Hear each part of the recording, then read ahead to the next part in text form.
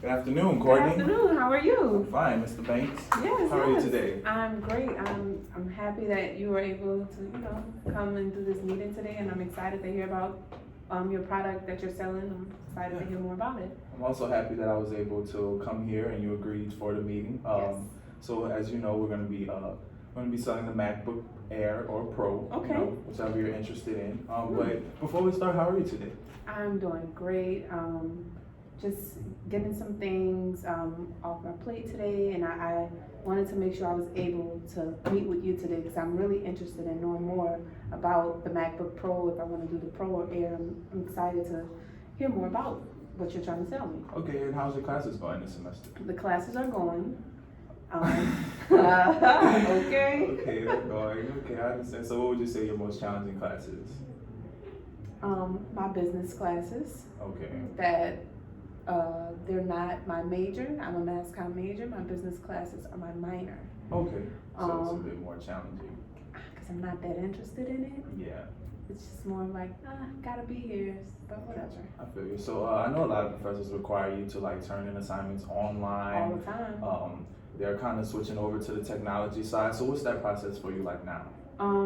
Well, right now, I do have a MacBook, but I am looking to upgrade. I'm just not sure if I want to upgrade to another MacBook or if I want to do like the Chromebooks and all these different books.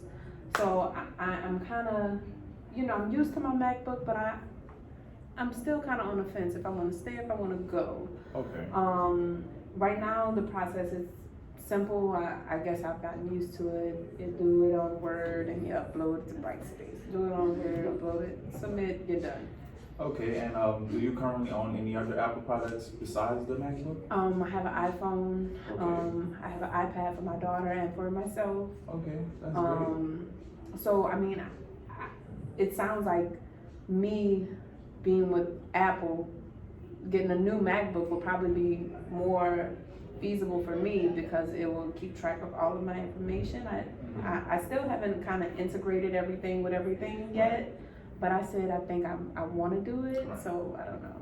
Okay, so you do know, being that you do have the Apple product, I'm glad that you brought that up. You kind of already know how Apple is, in a sense, taking over within the technology Yes, they are. industry. So yeah, that's a good point to bring up. So tell me about the MacBook that you have now. Is it an older version? It's an older version. Okay. If I bring it to Apple, they consider it antique. Okay. And if I tried to trade it in, and they only want to give me $100 for it, so I was like, well, I might as well just keep it for $100. Right, That's just definitely. barely taxes. So Okay, so what do you look for in terms of a computer, like when you're getting- simplicity. Simplicity. I like to keep it Okay. real simple. I don't Gotcha. need to go here and here and here.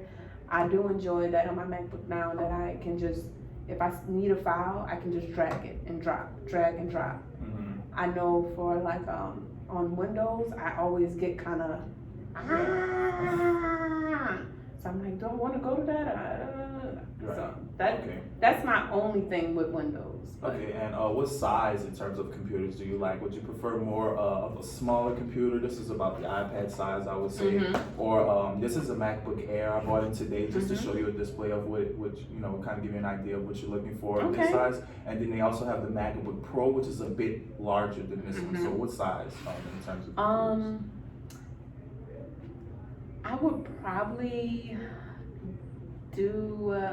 Right now I have a Pro and it's a Okay. 13-inch, Mhm. but Is it a bit much for you? it's a little heavy. But Okay. I think maybe me going with the Air might be a little bit Yeah. easier on my back.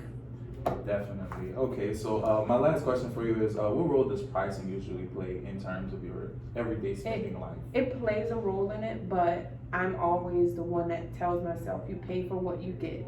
Mm-hmm. And when I bought my first MacBook, I paid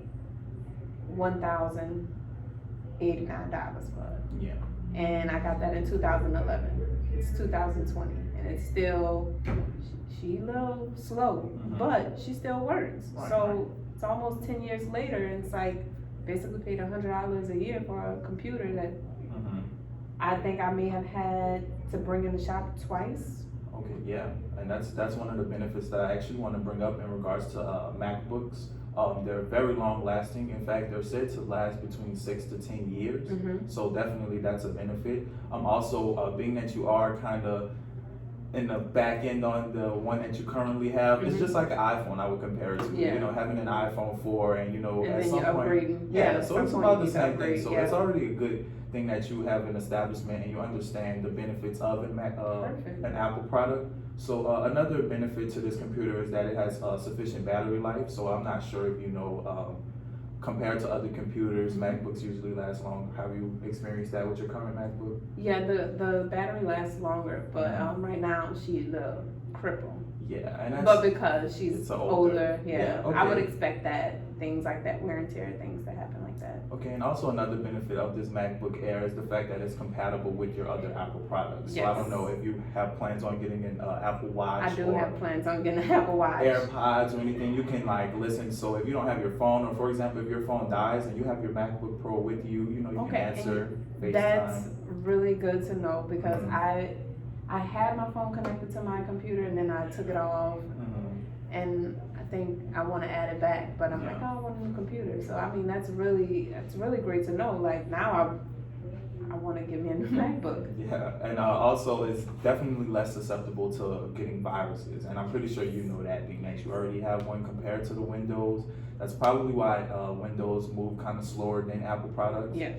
So I know pricing, in terms of pricing, that's kind of like one of the biggest triggers for most buyers in terms of getting a MacBook. But did you know that if you were to get like, I'm not sure, Apple just came out with it, it's the Apple Card. Yeah, so if you were to purchase an Apple Card with Apple, you can actually, they'll allow you to do installments. So you wouldn't have to actually pay the full 1,000, or, so they vary between 1,000 and 1,500 depending on the certain things you want. Yeah, the Retina and all that. Yeah, stuff. so I keep seeing that. yeah, with the Apple Card, if you were to also purchase that, you can do installments, and I believe other third-party areas do the same, like with Best Buy or something of that nature. They'll allow you to do installments instead of paying that full money. Might want to do that. Definitely. That sounds like something I really want to do now.